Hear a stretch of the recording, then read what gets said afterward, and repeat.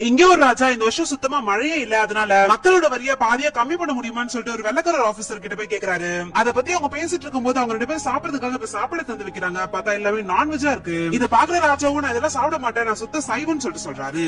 இத பாக்குற அந்த ஆபீசரும் நீங்க கேக்குறத நான் செய்யணும்னா பிளேட்ல வச்சிருக்க கறி எடுத்து சாப்பிடுங்கன்னு சொல்லிட்டு சொல்றாரு. ராஜா முடியாதுன்னு சொல்லிட்டு சொல்லிடுறாரு. பிளேட்ல இருக்கிறது மொத்தத்தையும் சாப்பிட வேணாம், ஒரே ஒரு பீஸ் மட்டும் எடுத்து சாப்பிட்டா போதும்னு சொல்லிட்டு கம்பல் பண்றாரு. இதுல கடுப்பான அந்த ராஜாவும் என்னால எங்க மத நம்பிக்கையை விட்டுட்டு இதை சாப்பிட முடியாதுன்னு சொல்லிட்டு சொல்லிடுறாரு. ஓ அப்படியான்னு சொல்லிட்டு இதுல கோவப்பட்ட அந்த ஆபீசரும் உங்க கிராமங்கள்ல இருந்து வர வேண்டிய வரி எல்லாமே எனக்கு 2 மடங்கா வேணும்னு சொல்லிட்டு கேக்குறாரு. போன வருஷமும் மழை இல்லன்னு சொல்லிட்டு பாதி வரி தான் கட்டினீங்க, இப்ப 2த்தையும் சேர்த்து டபுளா உங்க மக்கள் வரி கட்டிதான் ஆகணும்னு சொல்லிட்டு சொல்லிட்டாரு. இப்ப அப்படியே கிராமத்தை கட்டுறாங்க, இப்ப மழை வர மாதிரி இருக்கு. இதை பாக்குறவங்க எல்லாருமே ஆடி பாடி கொண்டாடிட்டு இருக்காங்க.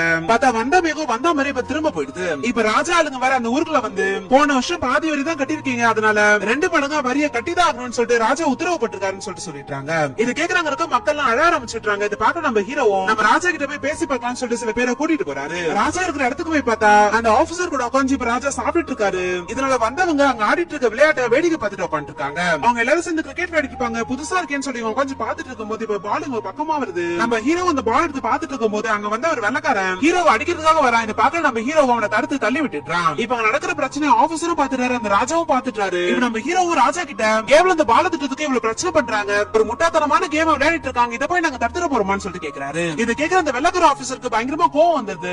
என்னது முட்டாத்தனமான விளையாட்டா, சரி நீங்களா எதுக்காக வந்திருக்கீங்கன்னு சொல்லிட்டு கேக்குறாரு. 2 மடங்கா வரி போட்டிருக்கீங்க, எங்களால கட்ட முடியாது, வரி விலக்கு வேணும்னு சொல்லிட்டு கேக்குறாங்க. வரி விலக்கு வேணும் அவ்வளவுதானே, நீங்க இந்த வருஷம் வரியை கட்ட வேணாம், ஆனா ஒரு கண்டிஷன். இப்ப ஹீரோ கூப்பிட்டு கிரிக்கெட் முட்டாத்தனமான கேம்னு சொன்னல, இந்த கேம் பத்தி உனக்கு என்னடா தெரியும்னு சொல்லிட்டு கேக்குறாரு. எங்க ஊர்ல கில்லி ஆடுவோம், இதே மாதிரிதான் இதோ இருக்குன்னு சொல்லிட்டு சொல்றாரு. அப்ப சரி எங்க கூட நீங்க கிரிக்கெட் ஆடி வின் பண்ணிட்டீங்கன்னா இந்த வருஷம் மட்டும் இல்ல அடுத்த வருஷமும் நீங்க வரியை கட்ட வேணாம், தோத்து போயிட்டீங்கன்னா 2 மடங்கு வரி இல்ல 3 மடங்கா நீங்க கட்டிதான் ஆகணும்னு சொல்லிட்டு சொல்றாரு. நம்ம ஹீரோ அமைதியா நின்னுட்டு இருக்காரு. ஊர் மக்கள் வேணாம் வேணாம்னு சொல்லிட்டு எவ்வளவு சொல்லியும் கேட்காம ஹீரோ சரின்னு சொல்லிட்டு சொல்லிடுறாரு.